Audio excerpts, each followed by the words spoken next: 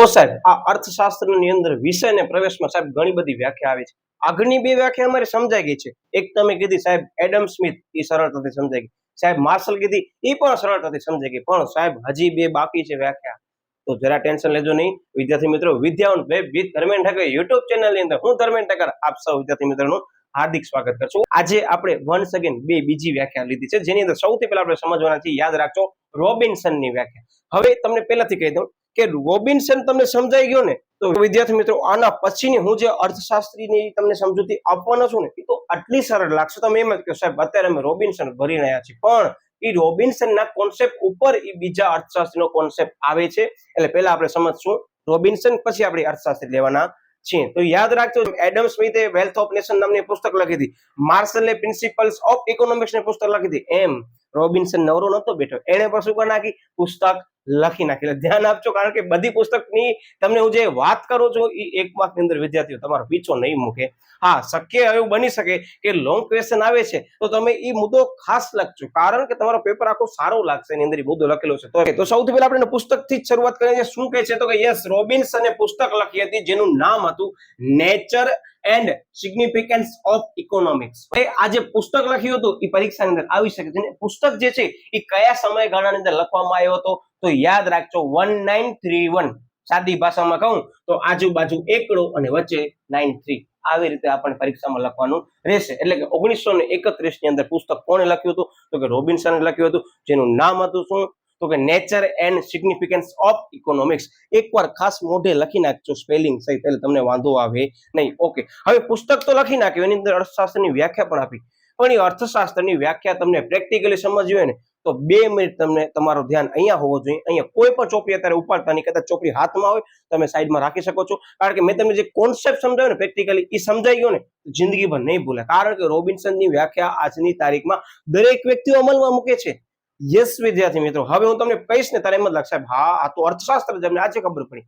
હું તમને એટલે જ કહેવા માંગુ છું કે આ શરૂઆતનો જે ચેપ્ટર છે ને એ છે તમારા માટે નવો, પણ વિદ્યાર્થીઓ યાદ રાખજો, તમે રોજ પ્રેક્ટિકલ તમે જોશો ને તો તમે અભ્યાસ પણ કરો છો. હું તમને કહેતો પણ આવીશ, બરાબર. એના પહેલા હું તમને કહું કે અત્યારે એમ સમજી લો, જસ્ટ એક્ઝામ્પલ માનજો, મારા પાસે આવતા નહીં પણ મજા આવશે એવું એક્ઝામ્પલ આપીશ. સપોઝ હું કાલે તમને રૂપિયા આપવાનો છું ને હું તમને આજે એમ કહું છું કે કાલે મારા પાસે આવજે, હું તને વાપરવા માટે રૂપિયા આપીશ એમને, તો તમે રાતના જઈને શું કરશો સાહેબ? પહેલા તમને નીંદર જ નહીં આવે ઘણા લોકોને, કારણ કે સાહેબ તમે પૈસા આપવાના છો, અમને ઘણી બધી જરૂરિયાતો મગજમાં ઉદ્ભવશે.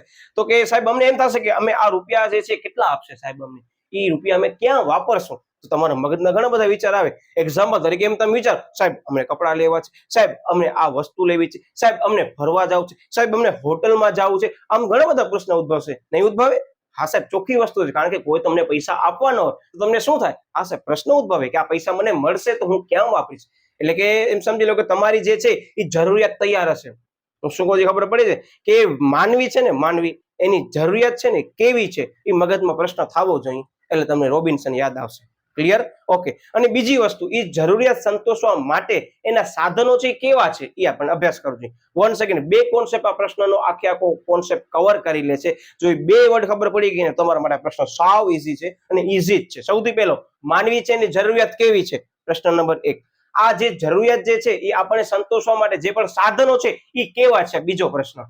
ધીમે ધીમે આગળ વધશું એટલે તમને કહેવાનો જ છું. એટલે આમાં એમ કહેવા માંગે છે, ધ્યાન આપજો. હવે આપણે ચોપડી વાઇઝ જોઈએ છીએ કે વ્યાખ્યામાં કે અર્થશાસ્ત્ર એ માણસ પોતાની જરૂરિયાતો અને વૈકલ્પિક ઉપયોગ ધરાવતા સાધનો વચ્ચે કેવી રીતે મેળ બેસાડે છે તેની વર્તણૂકનો અભ્યાસ કરતું વિજ્ઞાન છે. આ યાદ રાખજો, અહીંયા પછી વર્ડ ચેન્જ થવો જોઈએ નહીં. ઓકે, એટલે શું કહે છે કે અર્થશાસ્ત્ર એ માણસની પોતાની જરૂરિયાતો, મેં તમને એક્ઝામ્પલ આપ્યું હોય, યસ, જરૂરિયાતોને વૈકલ્પિક ઉપયોગ ધરાવતા સાધનો વચ્ચે શું કરવાનું છે?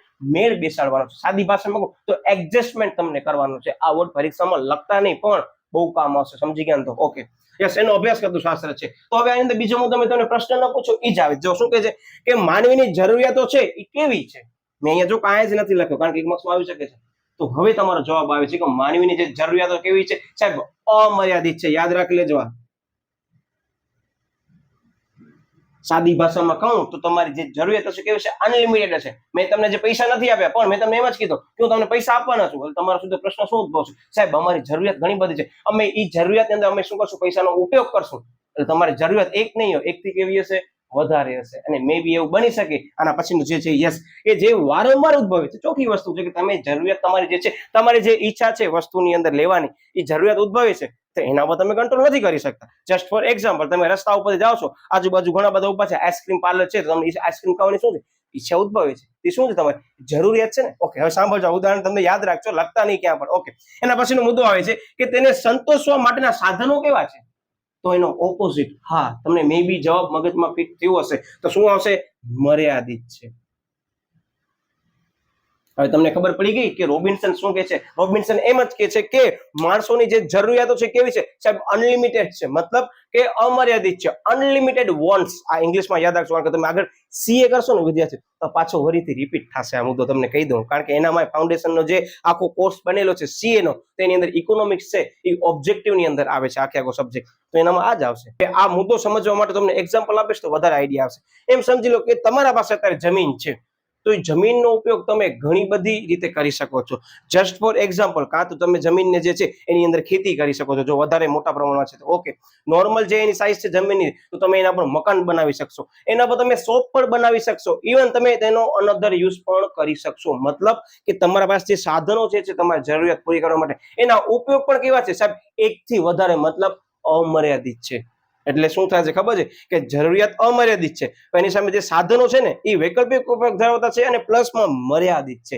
અને હવે હું એક્ઝામ્પલ રિપીટ કરું તો હું તમને 10,000 રૂપિયા આપવાનો છું પણ તમારી જે જરૂરિયાતો છે કેવી છે સાહેબ 10,000 રૂપિયા કરતા મે બી વધારે થઈ શકે એમ છે કે સાહેબ અમને ફરવા જવું છે તો 10,000 માં અમારી જરૂરિયાત પૂરી નહીં થાય તો એની સામે જરૂરિયાત સામે તમારા પાસે જે સાધનો જે છે એ કેવા છે મર્યાદિત છે. એટલે સાદી ભાષામાં કહું તો આખા કોન્સેપ્ટની અંદર રોબિન્સન એવું જ કહે છે માનવીની જરૂરિયાતો અમર્યાદિત એની સામે જરૂરિયાત પૂરી કરવા માટે કરીને જે પણ એના પાસે સાધનો જે છે એ કેવા છે તો કે મર્યાદિત છે ને પ્લસમાં એ વૈકલ્પિક ઉપયોગ ધરાવે છે એકથી વધારે ઉપયોગ ધરાવે છે. ઓકે યસ એટલે કે જ છે કે એ વૈકલ્પિક ઉપયોગ ધરાવે છે. એના પછીનો મુદ્દો આવે છે તો કે હવે આ સમસ્યાના સંદર્ભે અર્થશાસ્ત્રનું કામ અછતવાળા સાધનોનો કેવી રીતે ઉપયોગ થાય કે જેનાથી માણસ વધુમાં વધુ શું કરશે તો કે જરૂરિયાત સંતોષાય તેનું માર્ગદર્શન કરવાનું આને છે રોબિન્સનના અર્થશાસ્ત્રે કીધું છે. મતલબ કે માણસ જે છે એના પાસે જરૂરિયાત ભલે અમર્યાદિત છે પણ એના પાસે જે સાધનો ઉપલબ્ધ છે તે સાધનનો ઉપયોગ કેવી રીતે કરશે કે જેથી એનો ઉપયોગ પણ થઈ જાય અને જરૂરિયાત પણ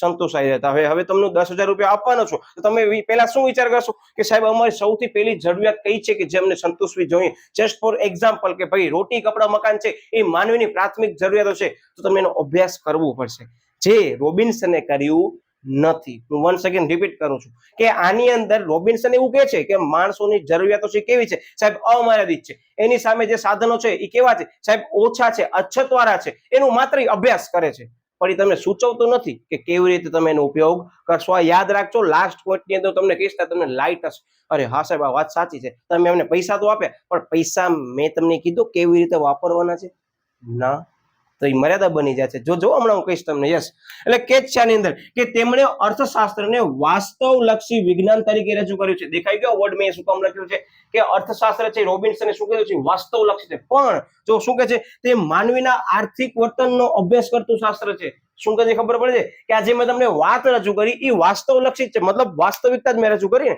કે તમારા પાસે જે પણ જરૂરિયાત છે તમારી કેવી રીતે સાહેબ અમર્યાદિત છે. તમારી વાત સાચી છે આ વાસ્તવિકતા છે પણ એની સામે સાધનો કેવા છે સાહેબ એ તો મર્યાદિત છે ને એટલે એનો મતલબ એને વાસ્તવિકતા રજૂ કરી છે કે યસ આ વસ્તુ ખરેખર વાસ્તવિક છે પણ જો અને પછી શું કહે છે અંદર કે તે માનવીના આર્થિક વર્તનનો અભ્યાસ કરતું શાસ્ત્ર છે એટલે આ મુદ્દો રિપીટ થાય છે બરાબર આગળથી યાદ રાખજો. ઓકે હવે એના પછી શું કહે છે ખબર છે એ મેઇન પોઈન્ટ છે મારી દ્રષ્ટિએ કારણ કે જે આપણે આખી ચર્ચા કરી એની અંદર જે ખરેખર રોબિન્સનને કેવું જોઈતું હતું એ એને કીધું નથી એનો અભ્યાસ પણ એને રોબિન્સને કર્યું નથી. કઈ રીતે જોયો મુદ્દો કે જ છે કે તે માને છે કે અર્થશાસ્ત્ર જે શું છે એને માત્ર વાત જ કરી કે અર્થશાસ્ત્ર આ છે પણ જો કે જ છે તેનું અભ્યાસ કરે છે શું હોવું જોઈએ તેનું અભ્યાસ એને કર્યું નથી. મતલબ હું રિપીટ કરું છું આ મુદ્દાને કે રોબિન્સન છે એમ જ કહે છે કે અર્થશાસ્ત્ર છે એ શું છે તો કે માનવીની જરૂરિયાતો અમર્યાદિત છે એની સામે ઉપલબ્ધ સાધનો કેવા છે મર્યાદિત છે એનો અભ્યાસ કરી નાખ્યો. યસ આને કહેવાય અર્થશાસ્ત્ર. અર્થશાસ્ત્ર શું છે એને કહી દો પણ એની અંદર એને આ વાત કરી કે અર્થશાસ્ત્ર શું હોવું જોઈએ તમારી ખરેખર જરૂરિયાત કઈ પેલી પૂરી થવી જોઈએ એને વાત કરી નથી કરી. તમારી જે ઘણી બધી જરૂરિયાત છે એને સંતોષવા માટે કરી જે સાધનો જે છે એ સાધનોનો ઉપયોગ પણ તમે કેવી રીતે કરશો એને રજૂ કર્યું ના સાહેબ, એ અમને કાંઈ રજૂ કર્યું નથી. એટલે આ એની મર્યાદા બની જાય છે અને એની મર્યાદા ઉપરથી જ આની એક લાઈન બને છે. યાદ રાખજો કે અર્થશાસ્ત્ર છે ને એ વાસ્તવલક્ષી છે, વાસ્તવવાદી છે, પણ આદર્શ નથી. કોનું? તો કે રોબિન્સનનું. આ યાદ રાખજો, મુદ્દો પરીક્ષામાં પૂછાઈ શકે છે કે રોબિન્સનના અર્થશાસ્ત્રને શેના તરીકે ગણવામાં આવે છે? તો યાદ રાખજો, રોબિન્સનના અર્થશાસ્ત્રને વાસ્તવવાદી તરીકે ગણવામાં આવે છે, પણ તે આદર્શવાદી નથી. સાદી ભાષામાં કહું ને તો ઇકોનોમિક્સ છે ને એ રિયાલિટી ધરાવે છે પણ આઈડિયલ નથી. કારણ કે તમને રજૂઆત કરી કે વસ્તુઓ છે પણ એ વસ્તુઓનું જે છે એ નિરાકરણ એને આપ્યું નથી. એટલે યાદ રાખજો, આ પ્રશ્ન મર્યાદા જે છે એ 1 માર્ક્સમાં પૂછાઈ શકે છે. હા વિદ્યાર્થીઓ, મારી શબ્દ યાદ રાખજો કે તમારા માટે આ વિષય છે મે બી નવું હોઈ શકે છે, પણ યાદ રાખજો અઘરો નથી. અને જે મેં તમને વાત કરી છે ને એ ભલે રોબિન્સનની દ્રષ્ટિએ મેં કરી છે, વાત સમજાવ્યું મેં છે, બરાબર, પણ રિયાલિટી છે કે નહીં, તમારી જે જરૂરિયાત છે કેવી? હા સાહેબ, અમર્યાદિત છે. કારણ કે હું તમને ત્યાં 10,000 રૂપિયા આપીશ તો તમે 10,000 રૂપિયા જેટલી વિચારો નહીં રાખો. શું રાખશો? 10,000 થી વધારે રાખશો. અથવા હું તમને કહેતો જ નથી કે હું તમને કેટલા રૂપિયા આપવાનું છું. સીધો તમારા મગજને શું થશે? સાહેબ જરૂરિયાત હશે, અમારી જે વોન્ટ્સ હશે એ અમે વિચારશું. પછી ખબર પડી સાહેબે તો આપ્યા 10,000, તો ફરવા જવાનું પ્લાન કેન્સલ. ખબર પડી કે તમારા પાસે રૂપિયા છે એના વૈકલ્પિક ઉપયોગ છે. એટલે જસ્ટ આ એક્ઝામ્પલ મેં એટલે આપ્યો કે તમે રોજ બરોજ અર્થશાસ્ત્રને ક્યાંક ને ક્યાંક જોવો જ છો, માણો પણ છો, પણ આજે મેં તમને કીધું કે હા એ અર્થશાસ્ત્ર છે. હવે તમે અર્થશાસ્ત્ર છે ને આવી રીતે જોજો તો બહુ જ ભણવાની મજા આવશે. હા, એવું પણ માનવામાં આવે છે કે અર્થશાસ્ત્ર જેને સમજાઈ ગયો ને, અને બીજો વાણિજ્ય વ્યવસ્થા અને સંચાલન જેને સમજાઈ ગયું ને, એ વ્યક્તિ પોતાના બિઝનેસ ની મેનેજમેન્ટ કરી શકે, ઇકોનોમિકલી એ પોતે એમ સમજી લો કે સ્ટ્રોંગ પણ બની શકે છે. એટલે આ અર્થશાસ્ત્રને એવી રીતે ભણજો કે છેલ્લે તમને એમ લાગવું જોઈએ કે ના યાર, મેં જે ભણ્યું છે ને એ ગવર્મેન્ટ એક્ઝામમાં તો આવવાનું જ છે. ચાલો, હું તમને જે કરાવું છું ને એ ગવર્મેન્ટ એક્ઝામમાં આવવાનું છે, ઇવન કોલેજમાં આવવાનું છે, ઇવન સ્કૂલમાં તમે ભણી પડ્યા છો, અને ડેલી લાઈફમાં પણ આવવાનું છે. એટલે એ રીતે ભણજો તો બહુ જ મજા આવશે. અને હું તમને કહી દઉં કે આપણી વોટ્સઅપ ચેનલ પર છે કે જેની અંદર હું મટીરિયલ પ્રોવાઈડ કરું છું, તેમજ ટેલિગ્રામ ચેનલ છે, અને નીચે સોશિયલ મીડિયાના માધ્યમો પણ આપ્યા છે, તેમજ ઇન્સ્ટાગ્રામ ચેનલ પણ છે આપણી કે જેની અંદર તમે બિંદાસ તમે મને વિષય વસ્તુને લગતો ડાઉટ પૂછી શકો છો. શક્ય હશે તો હું ત્યાં જ તમને સોલ્વ કરાવી દઈશ. અને મને એમ લાગશે કે બહુ મેજોરિટી વાળો ક્વેશ્ચન છે ને તમે કોમેન્ટ કરી છે તો કોમેન્ટની અંદર સોલ્યુશન થઈ જશે, અથવા ઇન્સ્ટાગ્રામની અંદર પણ હું તમને સોલ્યુશન કરાવી દઈશ. એટલે બિંદાસથી તમે વિષય વસ્તુને લગતો ડાઉટ એની ટાઈમ પૂછી શકો છો. એટલે વિદ્યાર્થી મિત્રો ખાસ એ સોશિયલ મીડિયાના માધ્યમો દ્વારા જોડાવાનું ભૂલતા નહીં. હું અત્યારે સાઈડમાં આવી જાઉં છું. સૌથી પહેલો કામ તમને સ્ક્રીનશોટ પાડવાનો છે, કારણ કે મેઇન કીવર્ડ છે, તમે નોટ ડાઉન કરી લો. તમને એમ છે કે સાહેબ અમને સ્ક્રીનશોટ નથી પાડવો, તો હું એ ચેનલની અંદર થોડાક સમય બાદ હું એ પીડીએફ પણ મોકલાવી દઈશ ગૂગલ ડ્રાઈવની અંદર, કે તમે એને એક્સેસ કરી શકશો. અને બીજી વસ્તુ કે અત્યારે જો તમે એ સોશિયલ મીડિયા માધ્યમોની અંદર હજી જોડાવાનું ભૂલાઈ ગયા હો ને, તો પોઝ કરી સ્ક્રીનશોટ પાડી તમે એ સોશિયલ મીડિયા માધ્યમો દ્વારા નીચે ડિસ્ક્રિપ્શન બોક્સની અંદર લિંક આપેલી છે ત્યાં જઈ પહેલા તમે સૌથી પહેલા જોડાઈ જાઓ. એટલે તમને એક ટેન્શન ફ્રી થઈ જાય, કારણ કે જેવો વિડીયો અપલોડ થશે એટલે ત્યાં નોટિફિકેશન આવી જશે. એટલે ધ્યાનપૂર્વક દરેક મુદ્દાને સમજશું આપણે. એટલે જરાય ઝડપ નહીં કરી. હા, મે બી અમુક વિડીયોને તમને એમ લાગતો હશે કે સાહેબ આનામાં ટાઈમ વધારે પ્રમાણમાં ફાળવ્યો છે, તો મને ખ્યાલ છે કે આજે મારો વિડીયો જોવે છે એ વિદ્યાર્થીને મને એકડે 1 થી 100 સુધી લઈ જવું છે, કે જેની અંદર એવું પણ વિદ્યાર્થી હશે કે જેને પહેલી વખત જ ચોપડી ઉપાડી હોય, એવું પણ હશે કે બિચારો જે કોઈ અન્ય જગ્યાએ શૈક્ષણિક જે છે સગવડ નહીં મેળવી શકતો હોય.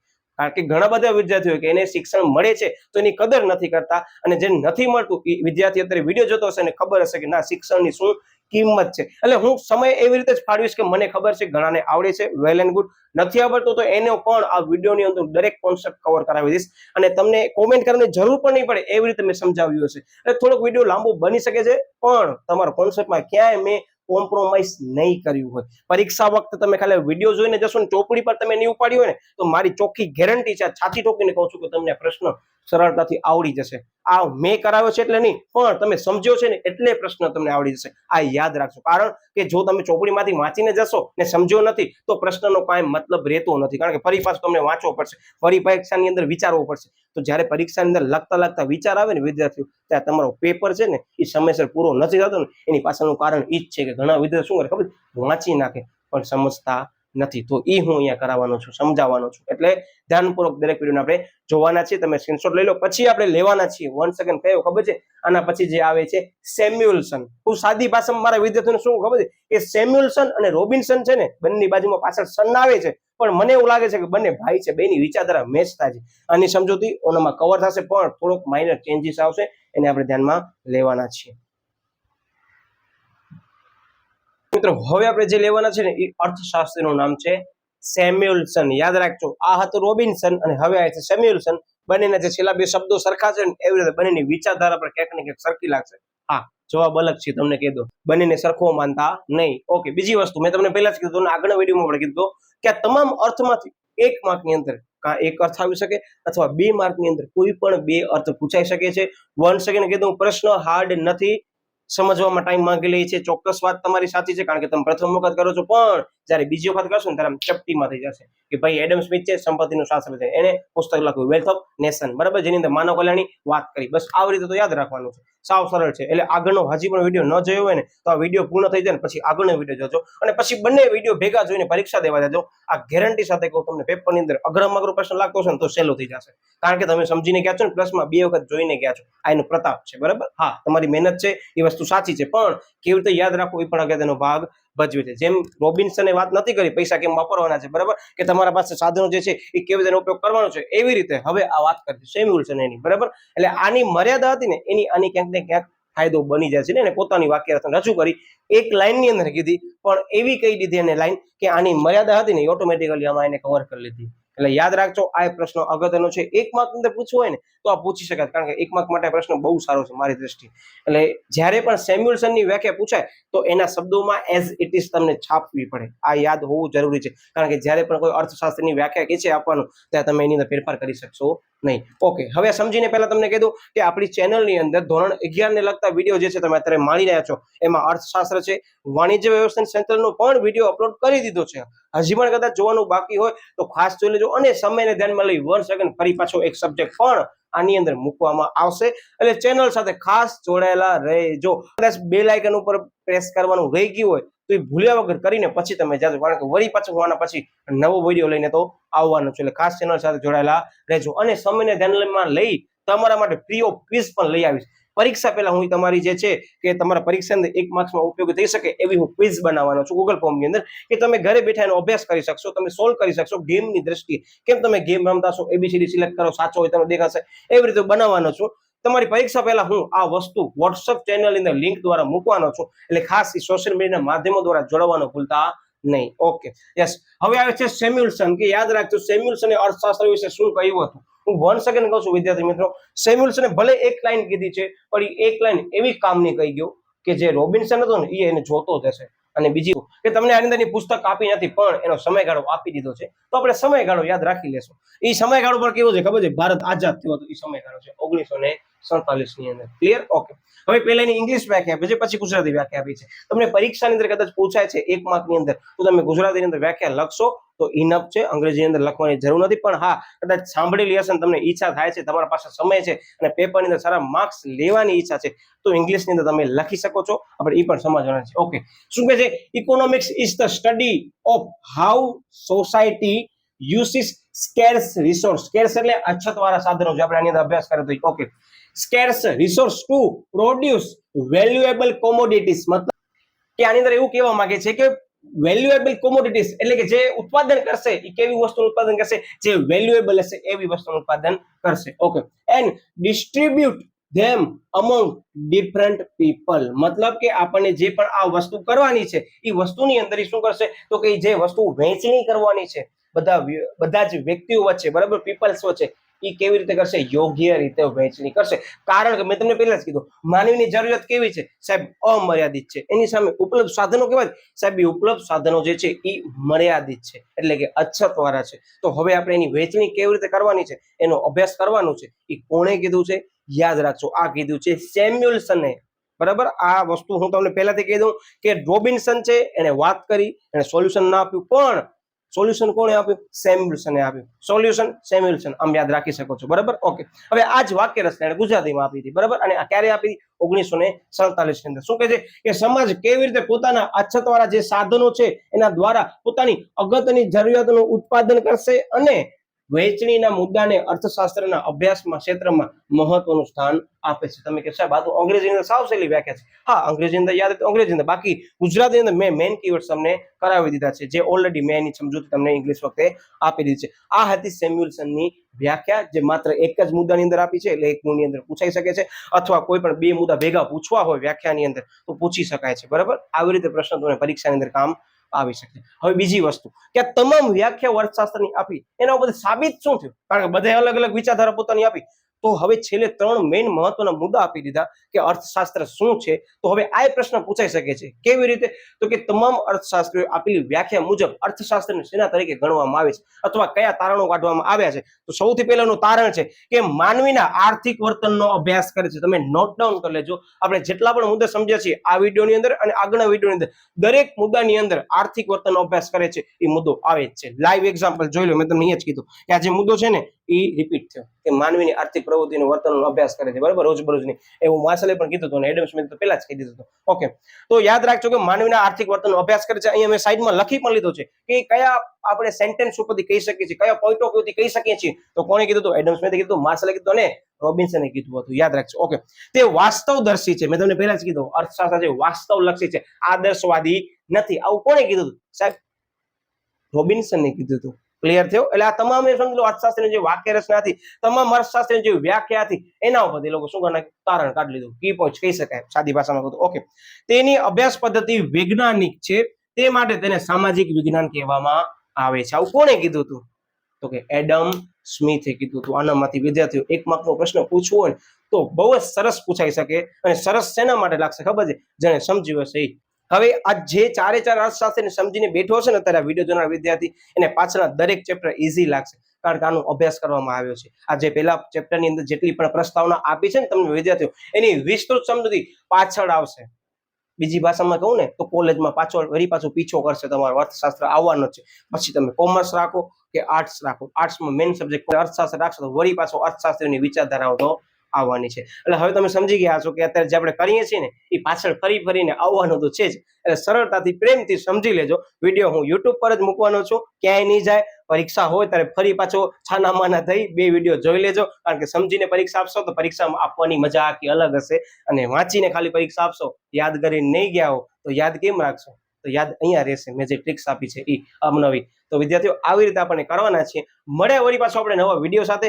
હજી પણ કદાચ વિડીયોને લાઈક કરવાનું ભૂલાઈ ગયો તો વિડીયોને લાઈક કરી દેજો. વન્સ અગેન ચેનલ સબસ્ક્રાઇબ નથી કરી દીધી છે તો વાંધો નથી, પણ ન કરી હોય તો ખાસ કરી દો. નવો વળી પાછો વિડીયો લઈને આવવાનો છું અને બેલ આઇકન ઉપર તો હવે પ્રેસ કરી જ દો, બરાબર. એટલે વિદ્યાર્થી મિત્રો વળી પાછો આપણે નવા વિડીયો સાથે. આશા છે કે હવે તમને આ ચારે ચાર અર્થશાસ્ત્રો જે તમને સ્ટાર્ટિંગની અંદર આપેલા હતા, જેને જોઈને તમને અર્થશાસ્ત્ર આખું વિચિત્ર લાગુ, ધૂંધળું લાગુ, હવે તમને લાગ્યું નહીં હોય તો બિંદાસથી કોમેન્ટ કરી શકો છો. આપણે વળી પાછો કંઈક નવું કરશું આના માટે કરીને. તો વિદ્યાર્થી મિત્રો મળ્યા વળી પાછો નવા વિડીયો સાથે. ત્યાં સુધી બાય બાય.